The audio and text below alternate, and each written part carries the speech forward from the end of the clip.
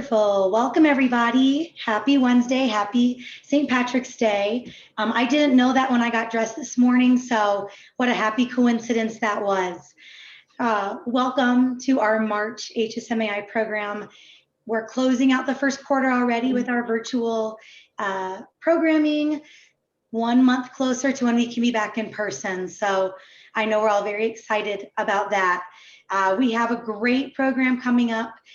If your revenue managers aren't on the call today, I suggest maybe sending them the recording or jotting down a note or two, because this will be not only so valuable for us on the call, but for those revenue manager folks who enjoy that data deep dive. So very excited to bring this to you. I will kick it over to Lori so she can introduce our speaker without any further delay. Thanks, Lori. Wonderful. Hi, everyone. Jennifer Hill is a certified revenue management executive. She is the vice president of client solutions at Kalibri Labs, which is an award-winning hospitality revenue strategist. I'm sorry, as an award-winning hospitality revenue strategist and member of HSMAI's Revenue Optimization Advisory Board. Prior to joining Kalibri Labs in 2018, Jennifer held various regional revenue roles with third-party management companies like Interstate and Highgate. So let's give Jennifer a very warm virtual applause and welcome as she will share data and insights and best practices for planning for our months ahead. Thank you. Great, thank you so much, Lori and Dina and Julie, for the opportunity to speak to the chapter today and everyone who's joining. I am super excited to talk with you. As a member of HSMAI's Revenue Optimization Advisory Board, I speak at a lot of these virtual events. I definitely wish that I was traveling to all of the beautiful locations where we have these super active chapters, but soon enough, right? Fingers crossed that will be definitely sooner rather than later. So I am going to dive in here. I'm going to actually turn my camera off while I'm talking through the data, just so that you can focus on that and not on me, and invite any questions you have. Thank you all so much for being on video. It's great to see you. And having been working from home and then from our corporate office for the past few years, it's great to see hotel offices again. Like, I always just feel like I'm at home when I see those in the background. So definitely appreciate you being on camera. But if you want to join in the conversation, you have a question, please feel free just to unmute yourself and jump in or participate via chat. I will also keep an eye on that, and I know that I have Julie's support there as well. So with that said, I'll go ahead and dive right in. In addition to the great little intro that Lori just shared, I'll tell you a little bit more about myself. So sort of my HSMAI cred, street cred here. I want to be sure that you know I do know what I'm talking about. And I also am a past chair of the HSMAI Washington, D.C. Chapter Advisory Board. I currently lead up the collegiate experience efforts for DC and still sit on that board, even though I've moved north to New Jersey. I am, as Lori mentioned, a certified revenue nerd, meaning that I have my CRME certification from HSMAI.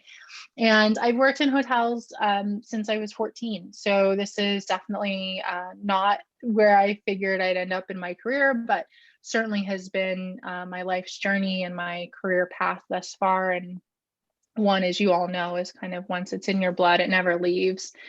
So I want to give a quick plug for certifications, but also the essentials classes that HSMAI has. So for both the certified revenue management executive and the certified hospitality digital marketer, CHDM, there's a 20% discount on those certifications through the end of March.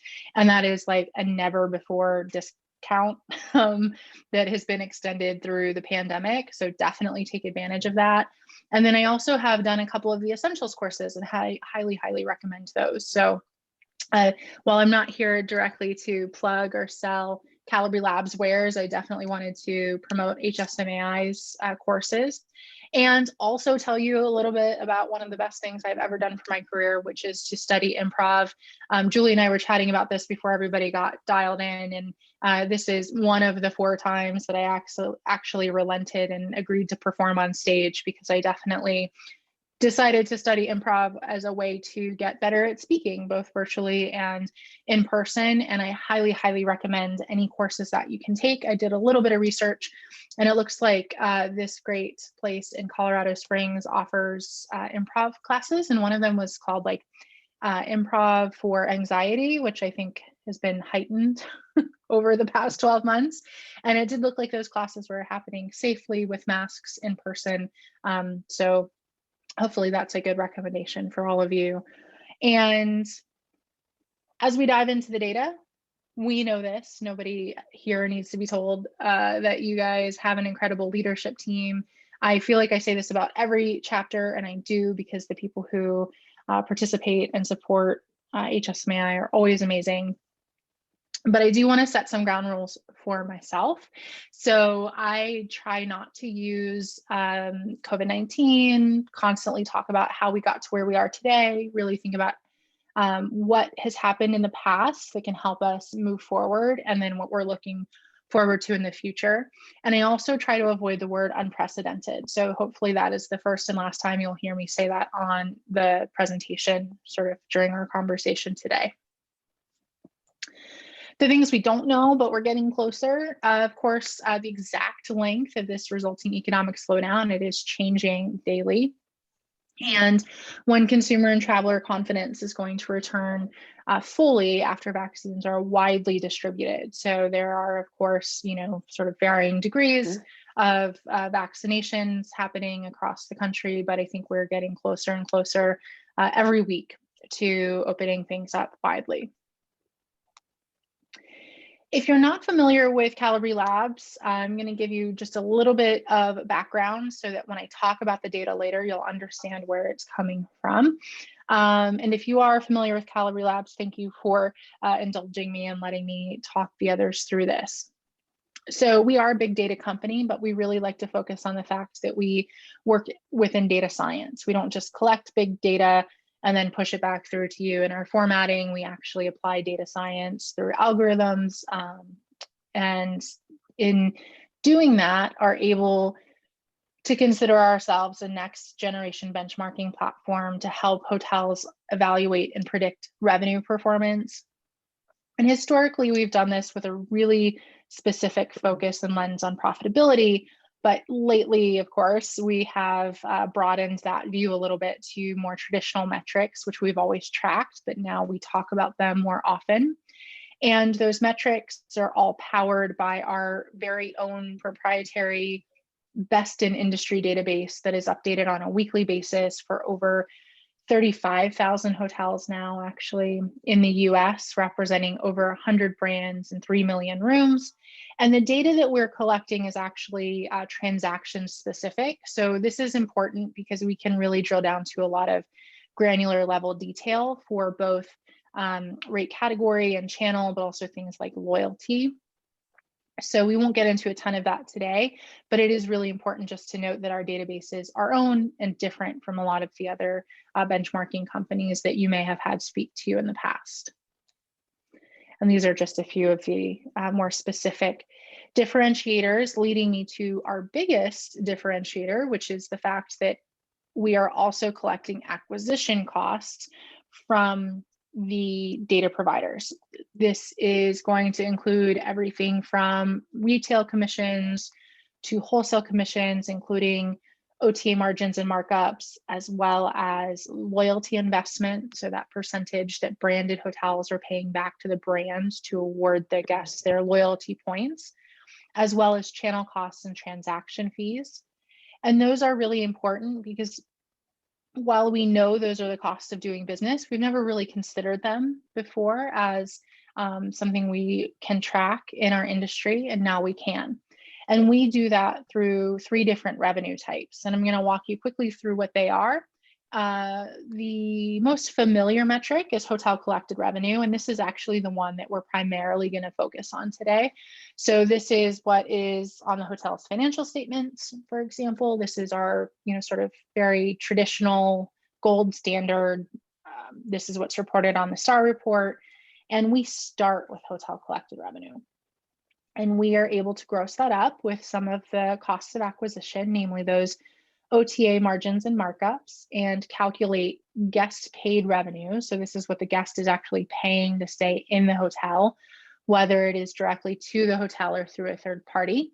So this is hugely valuable, of course, from a pricing perspective, understanding what the price sensitivity or elasticity could be. And then also from a guest paid revenue perspective, just knowing from a market or sub-market perspective where by chain scale, for instance, guests are again willing to kind of put their dollars. And the third type of revenue we track is a kind of net revenue metric called COPE revenue. COPE stands for contribution to operating profit and expense, and it is calculated by deducting the total cost of acquisition from guest paid revenue. So that includes, again, wholesale commissions, retail commissions, loyalty investment, and channel cost. And I like to think of this even more simply as just what we're keeping from what the guest has paid.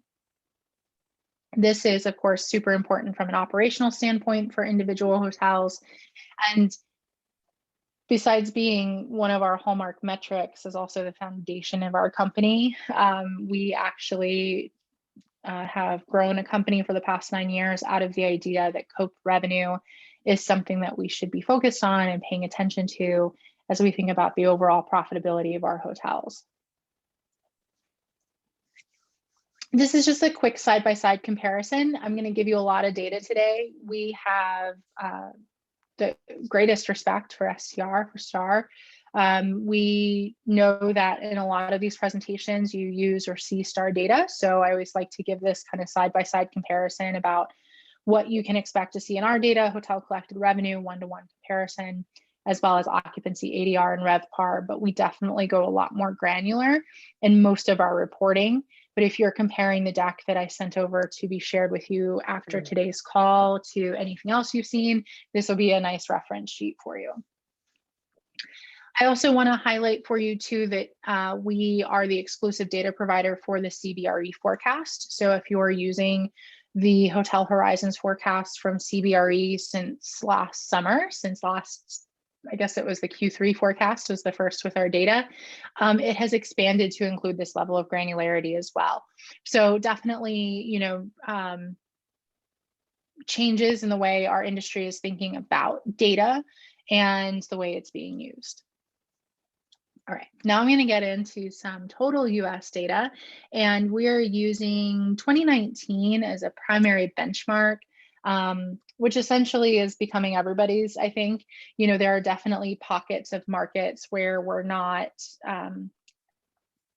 as worried about the poor year-over-year comparison to 2020, but 2019 has quickly become across the board sort of the benchmark and baseline year for everybody.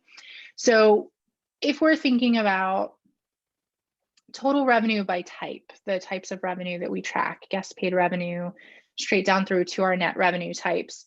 In 2019, we had $173 billion in guest paid revenue. 169 of that was hotel collected. So there's almost $4 billion kept at a third party level that we never even tracked or reported in the industry, which makes what we do, sort of bringing attention to the idea of looking at your acquisition costs even more important. And then one of the things I really like to just focus on quickly is revenue capture. So this is a simple calculation dividing COPE revenue by guest paid revenue. In 2019, we kept 83.25% of what the guests paid. Prior to that, it was 83.54. So 0.3, essentially 3 basis points of lost revenue capture equated to almost $500 million in the US year over year. So I bring this up because it's important to understand sort of the erosion of what we're keeping at the hotel level year over year leading up to the start of the current situation with the impact of the pandemic. On the left, those red bars represent between 2015 and 2019, sort of that exponential growth that we're experiencing in hotel collected RevPAR. This is going to tie back to everything else we saw in industry reporting about RevPAR growing from $78 in 2015 to over $86 in 2019. But on the flip side of that, on the back end, essentially, we were keeping less and less of it. We dropped from 84.5% to 83.3% over that same 5-year period. And when we have really significant impacts to our overall industry, like this past 12 months, it becomes even more critical to understand that we have to be mindful of that rate category and channel combination, especially as we look to fill gaps that may have been left by rate categories that aren't booking a lot anymore. So we did this study for 2019 to understand the composition of that RevPAR.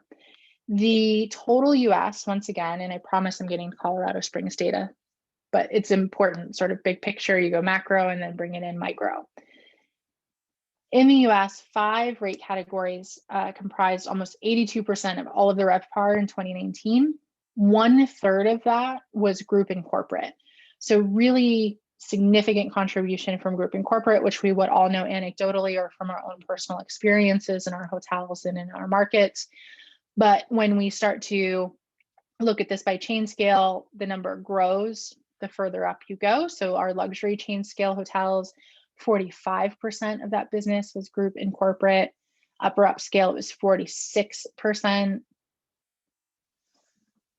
Upscale, we come back down to the US average of around 1/3, 33%. And then when we look at upper mid-scale, we're at about a 26%. So, quarter of the business coming through group and corporate. So when something catastrophic happens and we have a big impact to our overall business, group and corporate, the mix changes dramatically, and we have to be even more cognizant of where the business is coming in and how we can influence what little demand there may be. And as I go through some of the data for your specific market and submarkets, I'll talk with you a little bit about how we can think of that. Moving a little bit further ahead, so way far from 2019, I'm going to share some just quick numbers with you. So this is essentially September through March 5th, so the last 6 months, I'll call it. Total US occupancy and ADR change. So the occupancy is year over year, kind of in this red-orange line, and then the ADR is in our yellow line. So we see everything is still down significantly year over year. ADR faring a little bit better, and that is not necessarily because we haven't dropped rates, but because the mix has changed. So I'll talk a lot about rate here in the next few minutes, but it is definitely important to note that, the ADR change seems a little more stable because the mix is changing more than everybody just dropped rate. That keeps coming back up kind of thematically as we look ahead to the future as well. This is a screenshot from one of the charts that we update on a weekly basis. So our industry health dashboard, which is KalibriLabs.com /industry-health, is updated on a weekly basis and is updated at no cost. You can sign up for updates to get this data, sort of a notification that it's been updated each week to your inbox. And so you'll see this hotel performance. Total US will obviously continue growing. Then we have the hotel performance by market type and submarket and market demand, which I have some data for you right here in the deck. Because we hide some of the data on the publicly facing site just because, it's definitely driven to be an engagement opportunity for us. But that is all really powerful data that we find everyone from students to OTA partners are actively using. So please feel free to get yourself signed up for those updates if you're not already getting them. So zeroing in now a little bit on Colorado Springs. This is the market that we focused on, but we cover almost 1,000 submarkets in the US and over 335 markets. So in the case of the data that I'm going to show you now, Colorado Springs is the market. And then I do have the 3 submarkets, some additional information, and how we define the submarkets in Colorado Springs are the airport area, and then north and south. And they are defined by zip codes and were completely remapped as we did our due diligence with CBRE. So just know that that information is definitely available. If you have any questions about where a particular hotel falls, I'm happy to help you understand that a little bit more. Don't fight me if you don't consider yourselves rural/interstate, but that is how it got mapped as market type in our work with CBRE. This is all of the US, so total, all of the market types that are categorized this way. Performance for, as you can see here on the right, corporate, group, OTA, promotion/LMR, that stands for loyalty member rates, and then rack bar rates. And this is guest paid revenue. So we're looking at that far left revenue type, right? So this is going to be what the guests have actually paid to stay in hotels in this market type by rate category. Other is the light blue line, kind of you see here in the middle. That is going to be a roll up of all of the other dozen or so rate categories that we track. So corporate is the dark blue line, group we see kind of hanging out there at the bottom. And then I do want to draw your attention to that yellow line, which is rack bar, your green line, which is the promotion/loyalty member rate, and then the red line, which is OTA. This is the first time in any sort of recession or even kind of slowdown of the economy that we have seen any brand direct business, so your loyalty member rates, outpace OTA performance, which is good because you're keeping more of that money. OTAs are terrific partners, there's no doubt, because they bring guests to us, especially in times of need. And they're also a great way to introduce guests to the market and to our hotels. But we often rely too heavily sometimes on those higher cost channels. And this is really telling for us. So when we look from all US and compare it to your own performance here in the Colorado Springs market, you have that similar view on the bottom, right? So again, that green line, loyalty member rate, we can see trailing above the red line. So your market as a whole is experiencing the same thing that we're finding across the US for a similar market type, which is good. The top half of this particular view are each of your submarkets. So as I mentioned, we have the airport north and south, and then this is also guest paid RevPAR. So RevPAR based on what the guest is actually paid.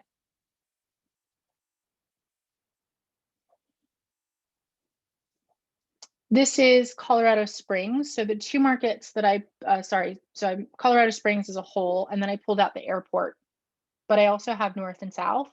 So if you have any really specific interest in either north or south over the airport, just drop it in the chat and I'll skip over the airport slides and go to the other submarkets. But this is Colorado Springs as a whole. Through March 5th, all chain scale performance. This is a more dialed in micro view of the performance of some of our rate categories. So in the top half of the graph, the line graph, the green bar again is promotion loyalty member rate, the red is OTA, the blue is group, the pink is rack bar, and then the gray is other segments. So everything is rolled up there, including corporate. And you see how there's a big gap here across all chain scales between pretty much everything, right? We sort of have group dipping down, and as group dips down, we find OTA growing. And we find that happening kind of here in this winter area. Similarly, over the holidays, group kind of dipped down, OTA jumped up. The bottom part of this, the sort of graph here at the bottom, the bar graph, is 2019's demand share, so you can compare that year over year. If you're wondering if any pandemic-related business is coded as group, absolutely it can be. Every hotel, every brand seems to be handling that a little bit differently. So some of these peaks and valleys with group specifically might very well be related to, you know, travel nurses or other types of groups like that. This is the upper upscale chain scale. A little bit different picture here. A little bit interesting in my opinion, just kind of where we find these peaks and valleys.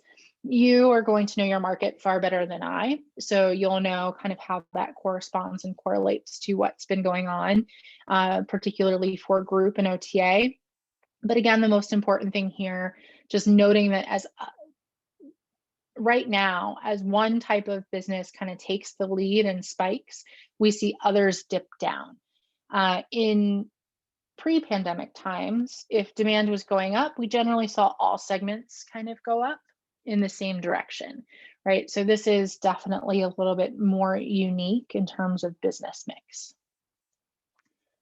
Upscale becomes even more pronounced with that group/OTA shift. So the reason I share this, and I'm really spending a lot of time talking about how that can impact one another for you thinking about the future, is, you know, if you have group right now and you know that's going to be checking out in 6 weeks when their contract ends or whatever the case may be, what kind of business can you build up now? Is there anything trending in the market that you might not be able to take because you have this group that you want to focus your time and attention on? Those are the types of things that, you know, like providing these longer term trends definitely are designed to get you thinking about. Upper mid-scale, all of those hotels here in Colorado Springs, again, a completely different picture. I will share with you that in most markets where I've presented, the chain scales generally have a pretty similar performance in terms of the trend lines. This is the first one really where I'm experiencing this kind of every chain scale is different. So there definitely is also something to be said for really paying attention to hotels that compete in the chain scale you're interested in, because they're not all performing similarly here in this market. This is the mid-scale view. And as we get down into what we consider quote unquote lower tier, mid-scale and economy, you see big jumps in both OTA contribution as well as RevPAR contribution. And that is tied to one thing, and that's price point more than anything else. Okay. So RevPAR, big player at economy because it's kind of just real simple. This is what the rate is. This is what you know you can expect at these hotels. So I didn't see any notes coming in that you really wanted me to focus on north or south. So I'm just going to jump into airport, but please know that when you get the deck, all of that data is going to be included.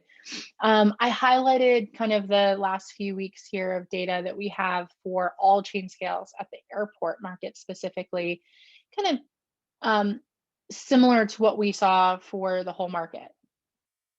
And then when we get into the specific chain scales, similar situation, less peaks and valleys, fewer peaks and valleys, I guess I should say, overall by rate category here. So, you know, I definitely understand and in remembering that not everybody on the call is as excited about data as I am, but the things that we think about when we're looking at this, and again, the questions that we're asking ourselves are, is this trend what we're seeing in our own upscale hotel? If it is, how can I apply that knowledge to the future? If the group is checking out, where can we focus our attention on, you know, potentially investing in some digital marketing advertising or SEO to push through brand.com, promote, you know, those loyalty member rates, work with a closed user group. So upper mid-scale and mid-scale here. Definitely interesting from an airport perspective to have mid-scale really running kind of rampant with the promotion/loyalty member rate. So if your hotel is in this area and mid-scale, congratulations. That is a significant contribution and one that is very meaningful because it's coming through your lower cost channels, which means that in tough times, of course, you're keeping more of what the guest is paying, and that's always super valuable. And then again, economy, just kind of hitting home that point that we see that rack bar trading always at a higher contribution to the overall mix.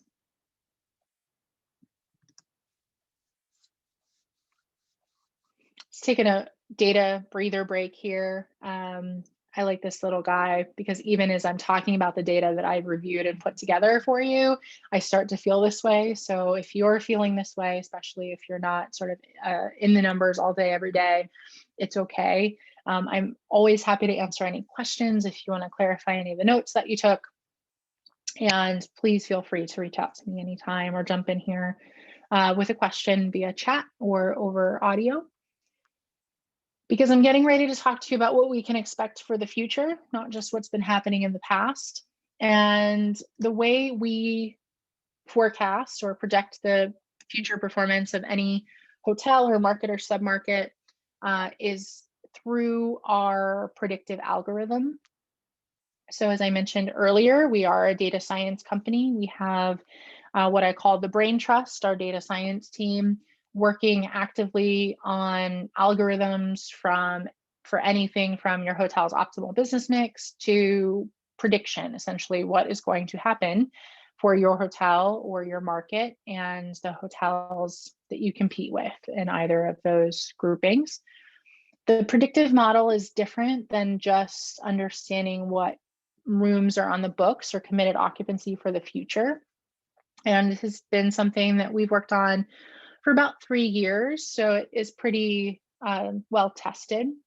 And it has 3 key areas of data input. The first is our performance data that is powered by the weekly updates to our database. So we have rate category and channel trends, patterns for lead time, length of stay, and day of week for both room nights and ADR. We actually, as we predict the future, we are considering 3 years worth of historical information, but the algorithm puts the heaviest weight, if you will, statistically speaking, sort of the greatest value is placed on the most recent 90 days worth of history. That was originally built in for seasonality, but has over the 12 months proven very useful because, of course, we don't care what happened April of last year. We all know what happened, and comparing year over year is not super helpful. So we need to know kind of what has been trending over the past 90 days. So that is how the model is already built to work. It also includes macroeconomic factors from CBRE. So as I mentioned earlier, we partner with them and they take our data and make their own forecasts, and we borrow some of their macroeconomic forecast factors that include things like hotel supply and office occupancies, as well as, employment. And I have to break my rule here because I will share with you at this stage of input, we have what we call the COVID overlay. And it is considering things like rate of transmission, and it also has built in an assumption for vaccine or vaccines plural to be available and widely in use by the end of Q2 2021.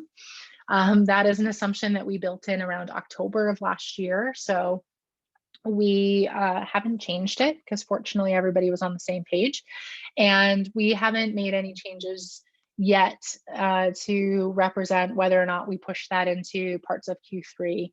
So that is one of the things that we did to artificially depress the machine learning, essentially saying, don't get too excited. If you start to see ramp up, it might not be consistently happening. And then lastly, from a future data perspective, for every hotel in our database, all 35,000 hotels, we're shopping on a daily basis, 5 major rate categories. We're shopping OTA and brand.com because rate changes are the primary proxy for demand for our algorithm. For more than 90 days out, those rate shops drop down to once a week. The other notable thing about the way we project the future is that it goes 3 years out. We publish about 18 months of it, so about 50% of it, but it does forecast for up to 3 years into the future. And on our industry health dashboard page, you can also navigate to our Ahead of the Curve series, which is market-based. We do have Denver coming up, which I completely understand is not where you are, but certainly at least for some Colorado data that might be interesting to you. And that gets published in just a couple of weeks. I think the first one in April is going to be Denver. And those are all free to download anytime you'd like. And that is the same data that informs the forecast projections that I'm going to share with you about your market. I'm just taking a break just to give everyone a quick beat. If you have any questions, feel free to jump in here. So I want to talk about a couple of things before I share the projection with you. I don't have slides for this, and I probably should have included one. Now I'm thinking a little bit more about it. We run our predictive model every 2 weeks. We run it by day, by rate category and channel for every hotel in our database. And then it gets rolled up and aggregated to the market and submarket level. As I just mentioned a minute ago, we've sort of artificially depressed it. We have intervened with the machine learning and said, you have to kind of keep occupancies lower, ADRs are going to be lower because we don't know how the next 6 to 10 months are shaping up. The most recent projection overwhelmingly was pretty pessimistic. So we are tweaking it a little bit to make it more optimistic in terms of occupancy. But we have done a deep dive, extensive research that took about 2 weeks from our data science team into the ADR declines that we saw come out of the most recent projection run. And they found those to be completely valid because of the shift of mix and business is becoming a little bit more permanent. And we also are finding in most cases across the country that rates are falling. So, we kind of held our own as best as we could, but we are starting to witness rates dropping in a lot of places. And so that impacts the overall forecast model. So if the numbers that I'm about to show you seem overly pessimistic, please know that we also thought so. And we expect that the occupancies will increase, particularly, over the next few months, especially since things seem to be going a little bit better with overall consumer confidence. That's my little disclaimer statement, but I also want to be sure that it doesn't seem like I'm just like coming out here with bad news and not giving you any reason why.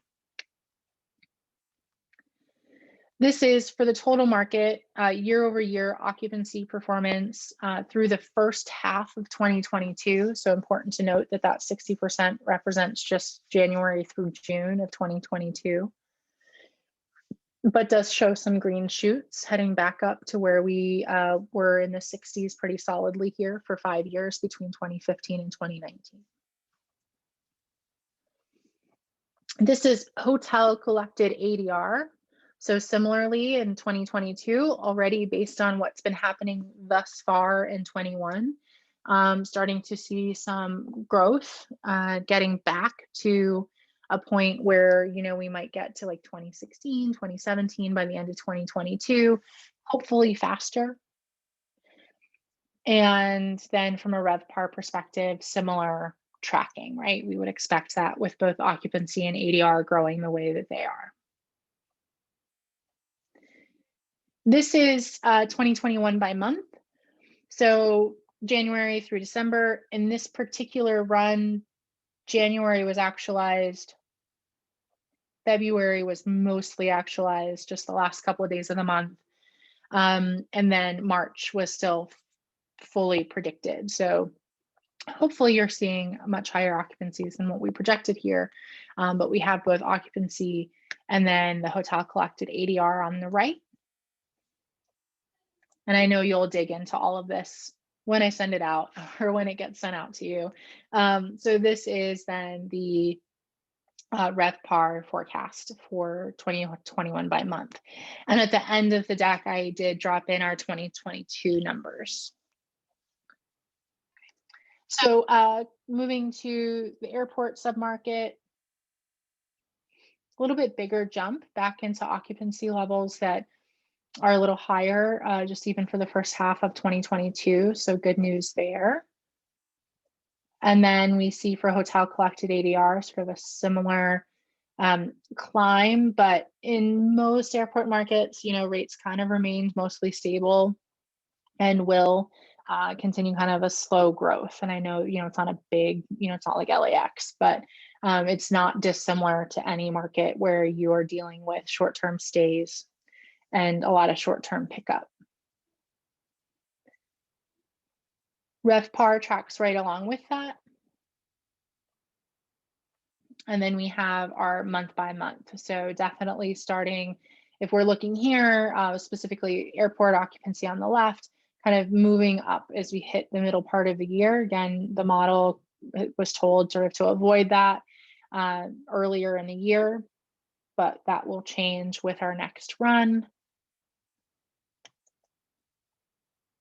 I don't think it's going to be a significant change either. So just a little bit of a bump and increase based on what we're seeing historically. And then as you get this deck, you'll find sections entitled Colorado Springs North and South. So if that's where your hotels or your particular area of interest fall, you'll find those. Similarly, from a 2022 perspective, we have our occupancy ADR RevPAR, again, all hotel collected. So intended to give a very specific familiar metric in terms of ADR and RevPAR. This data is definitely preliminary and likely subject to change because it is 2022. So as each month actualizes this year, we're going to find next year's forecast constantly adjusting. But the nice thing is, the computer is doing it and we don't have to make all those manual adjustments. And then you'll find this for, again, each of the 3 submarkets in Colorado Springs. So the airport, north, and south.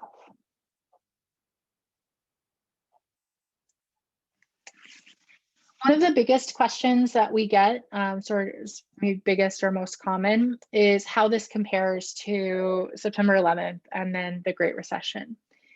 There are a couple of things to keep in mind. One is that, the economic impact after 9/11 really was pretty coastal. Definitely, sort of depressed the industry as a whole, but now we're talking 20 years ago. And so it definitely is harder to point to that particular instance for any sort of information about where we're headed now.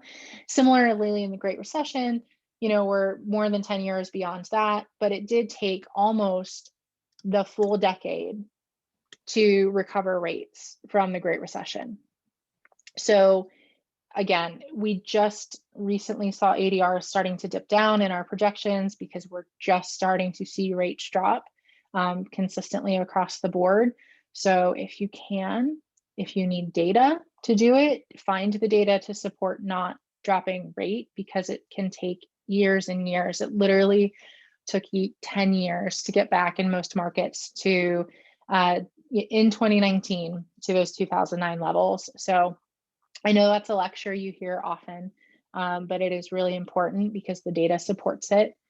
We can absolutely be proactive over our demand. So as I was sharing earlier, some of the data points, it's not just to inundate you with it, but to get you thinking creatively about understanding the business mix in the market or in your hotel now versus what's happening in other similar markets so that you aren't delaying your creative efforts and building action plans and putting out strategies.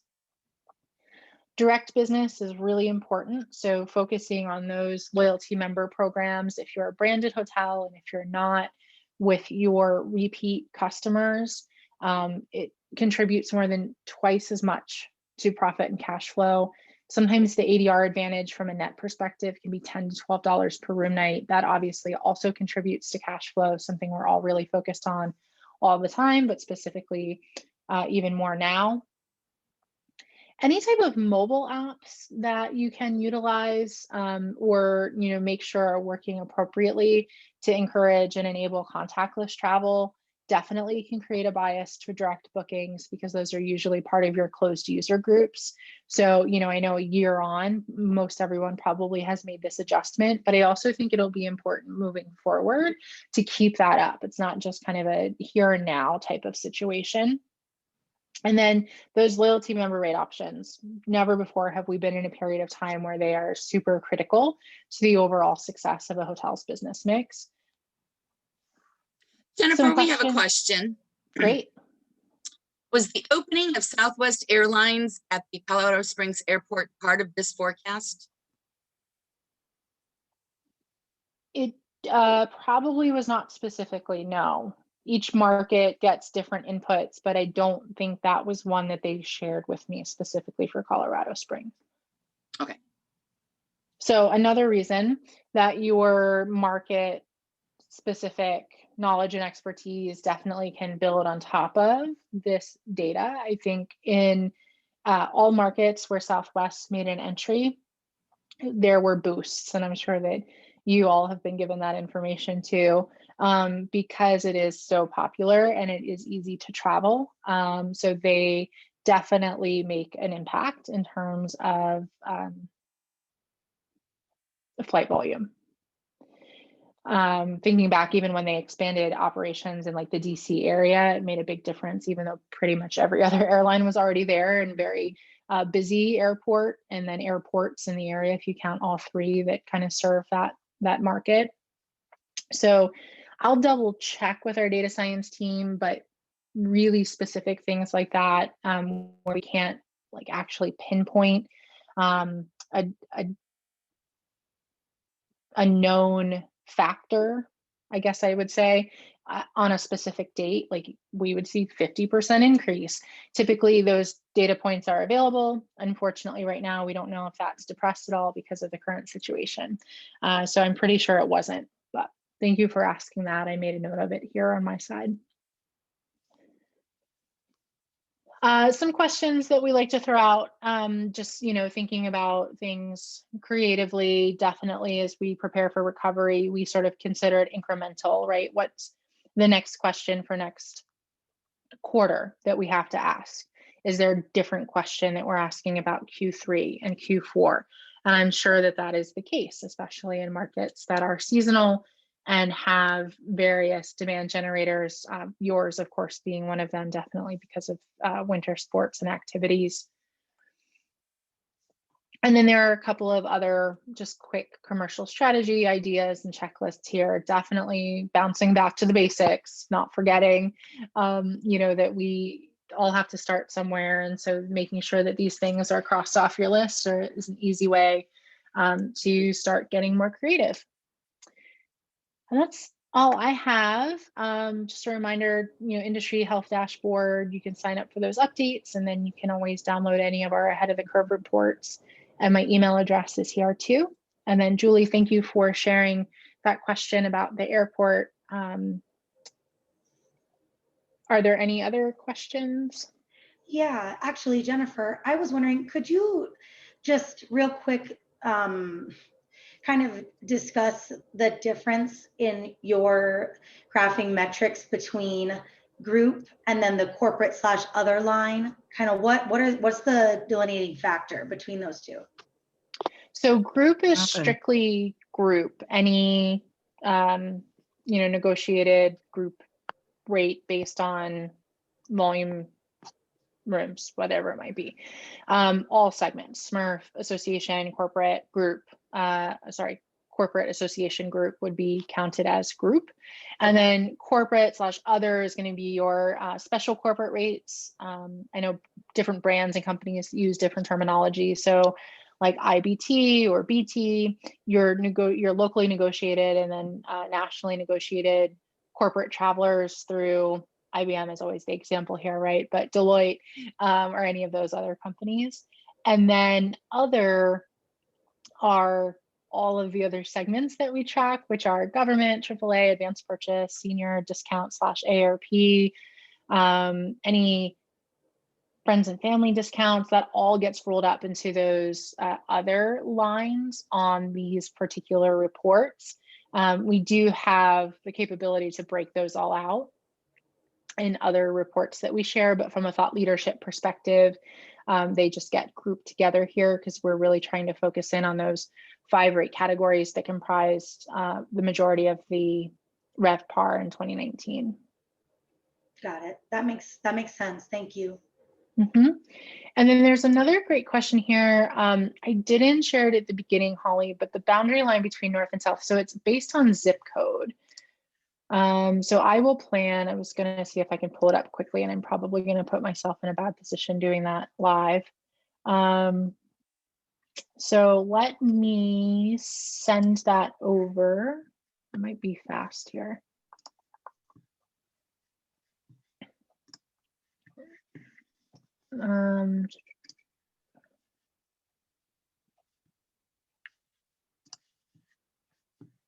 I will send that over as part of the follow-up so that you have it and it's not just me rattling it off or sharing it with you on screen and you having to like scribble down a bunch of notes. But I will be sure to include that.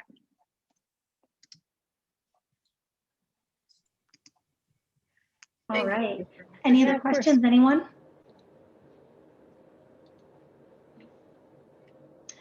Okay. Awesome. Well, Jennifer, that was, it's a ton of good information. Definitely something that when the deck comes over, something that we can kind of, conceptualize and really, dig into and dig apart. And if anybody has any questions, please let us know. I'm going to drop my email address in the chat. For those of you that maybe this is your first HSMAI program, I'm the president of the Southern Colorado chapter. And before we go today, I did want to let you guys know of a couple things. There are some current special offers going on for membership for HSMAI. So if you're maybe up for renewal coming up here soon, or you maybe have some additional staff in your organization that may benefit from having an HSMAI membership, we are doing, if you renew before the end of March, you'll get 2 additional months for free. And then if you renew with a dual membership in both HSMAI and NPI, you can save 30% on each. So please let me know. And again, if you yourself or you know someone who would be interested in a membership and they, unable to cover the cost of your renewal, please let us know. We'd love to work with you and help you and continue to deliver education to you and your staff. So please, we have a grant within the organization that we can talk to you about. So reach out to me and let me know. FYI, our April program, keep your eyes peeled on your emails. That's going to be a different date and time than they typically are. We're currently looking at Tuesday, April 13th at 2 p.m. But that could change, but we're just keep in mind it might be different than our normal third Wednesday. And that's going to be a great program worth keeping in mind. It's going to be Mr. Glenn Hausman. He is widely recognized as one of the hospitality industry's top speakers, and he's the host of the #1 hospitality podcast called No Vacancy. So it's going to be really exciting, really great program. So keep your eyes peeled. Dean, I'd like to add just a little bit more to that. Please. So not only is Mr. Hausman going to be presenting, but this is going to be an historic event because we have 4 chapters coming together coast to coast in this event. So you're going to want to be part of this historic event. It's never happened before. And I'm really just excited about bringing 4 chapters together. We'll be Boston, St. Louis, Colorado Springs, and San Diego. And if you've ever heard Glenn, he is amazing. He's very entertaining. So this is one you probably don't want to miss. Agreed. And thank you to Jennifer again. Thank you to everybody who took the time to attend today. It's great to see you all, and I look forward to seeing you next time. Last thing. Anyone wearing green, please post a selfie and tag HSMAI Southern Colorado. Tag us. Everything. Instagram, LinkedIn, Facebook, all of the above. Yes, sir. And he'll find you, so do it. I will find you. I will find you all. Awesome. Well, that concludes today's meeting, and I appreciate everyone again, and see you next time. Bye. Bye. Thank Bye, you. everybody. Thanks. Bye. Thank you.